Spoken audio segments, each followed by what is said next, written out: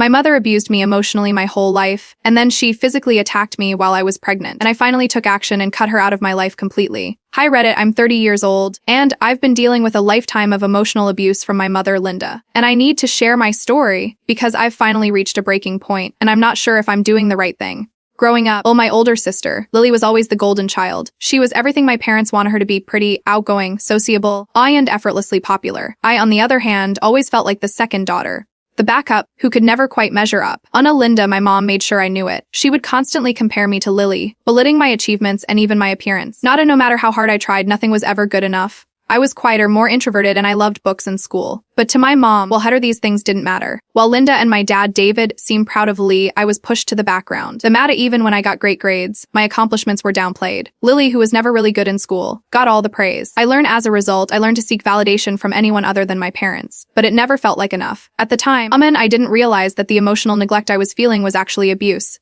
I thought it was normal for moms to act like this. And when I was 18, I finally left home for college. That's when I began to heal. And in May, I started to see that I wasn't crazy, that I deserved love and respect. I found a part-time job and worked hard to support myself. And I met my now fiancé James at university, and we've been together for 4 years. He has been a massive source of support for me, and especially after everything that happened with my family. But things didn't really change with my mother. Linda still treated me like an afterthought, while Lily was always the center of attention. When I got engaged, I thought for once, my mom would show some interest in me. Nope, she was too focused on how grand Lee's wedding would be. She said, "You're getting married. But Lee's wedding will be the real event." The breaking point came when I found out I was pregnant with James's baby. I was thrilled and awe, but when I told my parents, I was met with indifference. My mom didn't even congratulate me. She just said, "I hope you can manage. Being a mother isn't easy." No congratulations, no joy, just coldness. A few weeks later, we all went over to my parents' house for dinner. During the evening, my mom snapped at me again.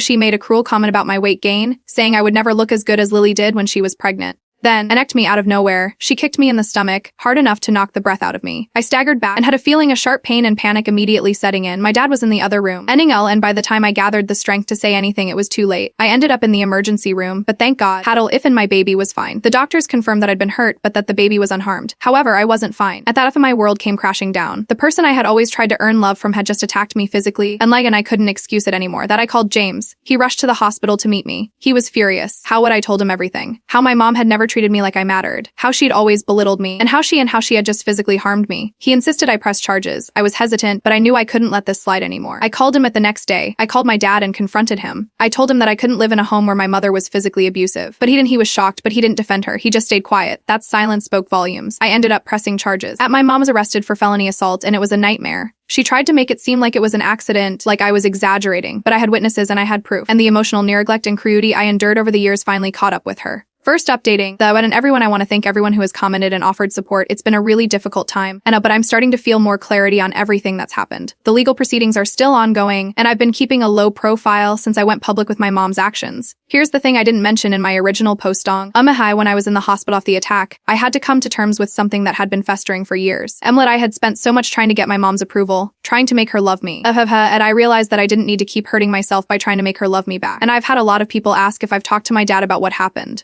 I did speak to him after the assault, and we had a long conversation. He was devastated, but I think he finally understood how toxic my relationship with my mom had been all these years. He's agreed to be supportive in the custody case, but he's also admitted that he's always too focused on his work and wasn't aware of how much emotional damage Linda caused. Healed of a I'm still processing this. He's trying to be a better father, but the truth is, I don't think things will ever be the same. Some of you also asked how James has been handling this. Honestly, he's been incredible. He was there every step of the way, and how he made sure I got the legal help I needed, and he's been a great source of comfort.